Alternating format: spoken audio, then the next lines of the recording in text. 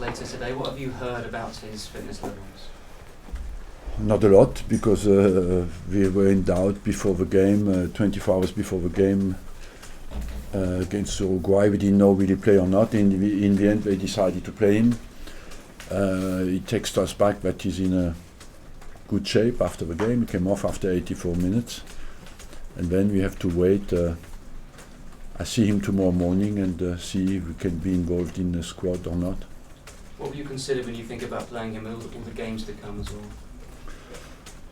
What I will consider basically is the risk of injury, because he played with a hamstring, recovering from a hamstring injury, and the way he feels as well, you know. And on that front, you depend a lot on the honesty of the players, how they feel, how they recover. And the latest on Santi and Hector, please? Hector is out for 4 weeks. He got injured in the last 10 seconds against Spurs on a very strong tackle from Danny Rose. And Cazorla is still out. For how long, I don't exactly know, but there is still not even out in training. Big games either side of the international break. What are your early thoughts on facing Man United? But it's we go into the period of big games, you know, one after the other, and the way we deal with this kind of games will be very important in our position in the league and in our ambitions. And overall, I believe we are on a very strong run. I think of 16 unbeaten games, and we had a little hiccup against Tottenham at home, and we want to restart to win our games again, and that's a good opportunity on Saturday morning. Hi Arsene, you were quite outspoken about the possibility of Alexis playing for Chile. Now that he has played, what did you make of that decision, regardless of whether he's fit or not? You know, it's very difficult to make a definite assessment on that, because I don't know how bad his injury was, and you have to trust the medical people from Chile. I understand completely that Alexis wanted to play. These are qualifiers, you know, it's not friendly games. Chile is not in a fantastic position to qualify for the World Cup, and I understand that Alexis is keen to play for his country for such an important game. After that, it's a period of November. It's a difficult period because it's the first signs where some players have played many games.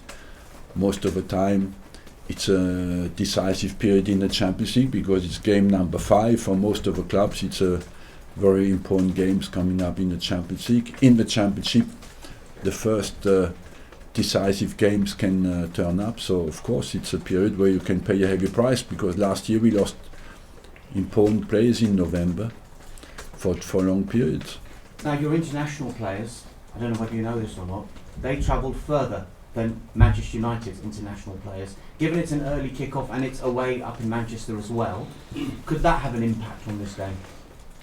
I don't think so, you know. I believe that will not be down on Saturday morning to how many miles you made, but maybe more to how many good passes you make, and I don't think a few miles more will stop you from doing that, and how well we will fight together, how much we reconnect. You know, that is the most difficult part, is mental. When the players have been away, they've been under pressure for our national team, and to reconnect quickly with the club is the most difficult part. In the home dugout on Saturday, of course, will be a certain Jose Mourinho. How would you describe your relationship with him now? Look, I don't think I have to describe our relationship. He will fight for his team and I will fight for my team, and I think that's completely normal. Will you shake hands? Of course, I respect the ritual that is so important in the Premier League. Arsene, you've never beaten a team managed by Jose Mourinho in the Premier League. Is this your best opportunity, given the form? Oh, it's you know, we didn't lose always. You present that we have beaten them, and there was many draws as well. It's and I think I won against every manager in the world in my during my 20 years here, and I do not make of these games a competition between two managers. It's between two clubs and two teams, and I think I can understand that people want to create controversy, but it's not that makes the audience. What will make the audience is the quality of the game, and we have seen a few games since the start of the season didn't respond completely to the expectation level between two big teams, and I think it's important that it's a top level game, because that will be watched all over the world, and for the reputation of the Premier League it's important that the quality of the game is good, and that will be down to the players who are on the pitch. 10 years since a Premier League win at Old Trafford for Arsenal. What would a win do? Would it mean more than just 3 points? What would it do for the belief of your players? It will strengthen our belief, and like every big game, you know, strengthens your belief when you win it. But it's not. Some wins have been decisive at Old Trafford, but this one will just be a strengthening of our position in the league, what we of course want to achieve. Are you surprised to see them so far off the pace at this stage? No, because they are not so far. If you look mathematically, they are not so far, you know. With the 3 pointers, everything can change very quickly. We've played only 11 games, so I believe that there's no position at the moment with the big clubs who is definite, and nobody's definitely out. Thank you. No Zlatan Ibrahimovic, though. How big a blow is that going to be to Manchester United? Look, certainly they would prefer to have him, but we have as well players out, and let's not forget that last year the guy who killed us was Rashford. So let's not speculate on any weakness of Man United. I think if you look well, in 2016 we lost one away game in a whole year, and that was at Old Trafford. And so overall, on top of that, I think that is really the key game. Was a key game for us, and that's where we did not respond with the quality of the performance on the day. We did not only lose the game, but that's maybe one of the few away games in the whole year where our performance was not at the level. So we want to focus on that and respond with a strong performance, and after we have to accept the result. But what will be very important for me is that respond with a strong performance on Saturday morning.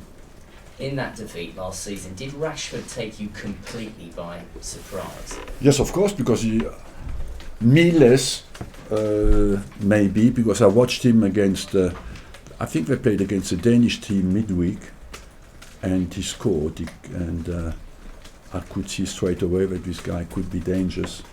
On crosses his movement was good, the way he moved in the box was strong. So, but yes, he took everybody by surprise because nobody knew him in England. In the light of Wayne Rooney's apology this week, I just want to ask you a general question about players' behaviour and their relationship with alcohol. Over the last 20 years, do you feel that it's less of a culture than it was? Yeah, of course. What advice do you give to young players about how to behave in their downtime? Just to follow the instructions of their managers and their coaches. Well, what are those instructions?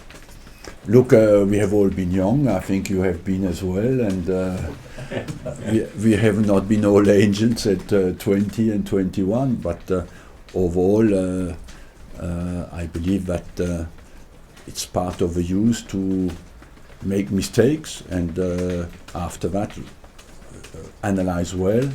And I think all the big players who made big careers have that quality.